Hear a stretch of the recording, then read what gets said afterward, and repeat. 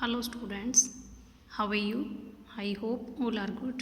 Yes students, हमने previous video में chapter read out किया था बेटा मकड़ी का परिश्रम।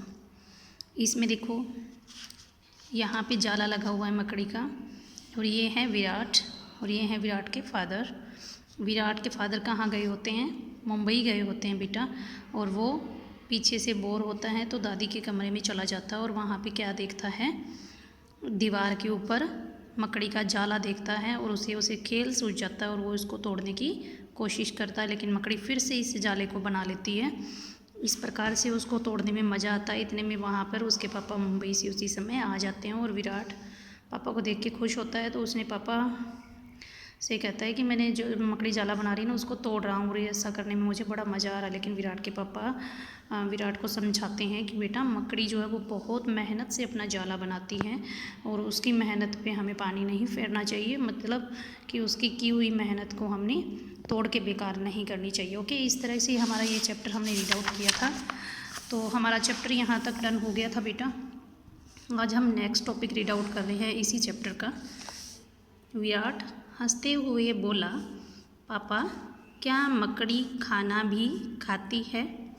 हाँ, एक मकड़ी एक साल में लगभग 2000 कीड़े खाती है, पापा ने बताया।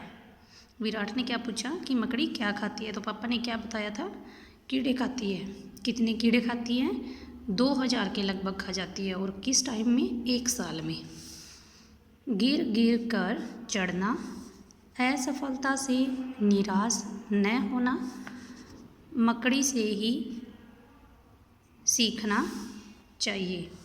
मम्मी भी बोल उठी कि हमें गिर गिर के चढ़ना, असफलता से निराश न होना, मकड़ी से ही सीखना चाहिए। ये बात किसने बोली? मम्मी से, क्योंकि मकड़ी बारी बारी में गिर जाती है लेकिन फिर से चढ़ जाती है। तो हमें भी अपने काम में एक बार अगर हम असफल हो जाएं तो हमें निराश नहीं होना चाहिए बेटा।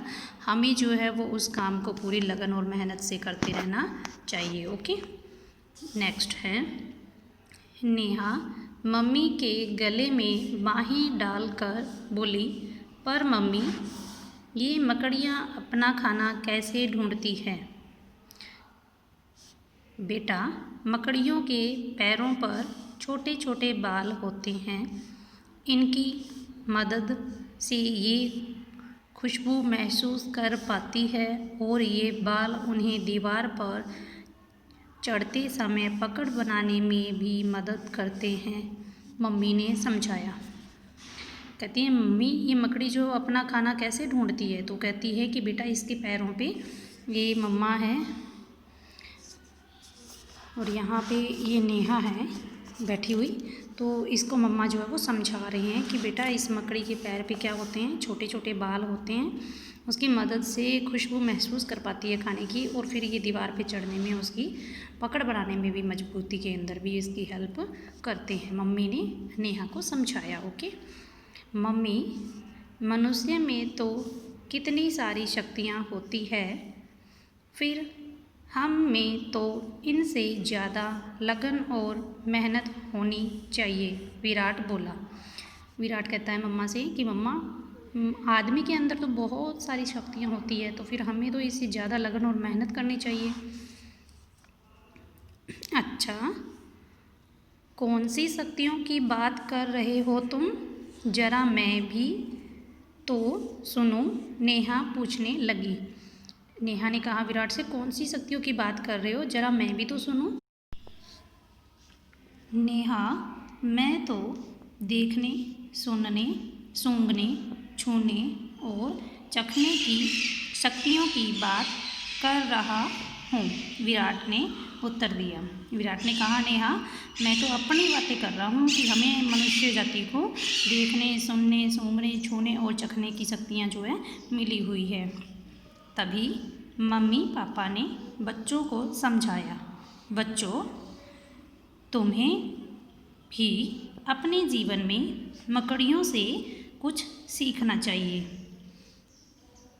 कि बच्चों आप लोगों को ना मकड़ियों से भी कुछ सीखना चाहिए अपने जीवन में, ताकि तुम भी अपने जीवन में आगे बढ़ सको और असफलताओं से कभी निराश न हो। मीन्स आपको हमेशा सफलता मिले और अपने जीवन में आगे बढ़ते जाओ। ओके, क्या सीखा? परिश्रम करना, जीवों को परेशान न करना, अनुशासन में रहना। इस चैप्टर से हमें ये सीख मिली है कि हमें हमेशा परिश्रम करते रहना चाहिए, जीवों को परेशान नहीं करना चाहिए और नियम का पालन भी करना चाहिए, अनुशासन में रहना चाहिए। Okay, thank you, have a nice day.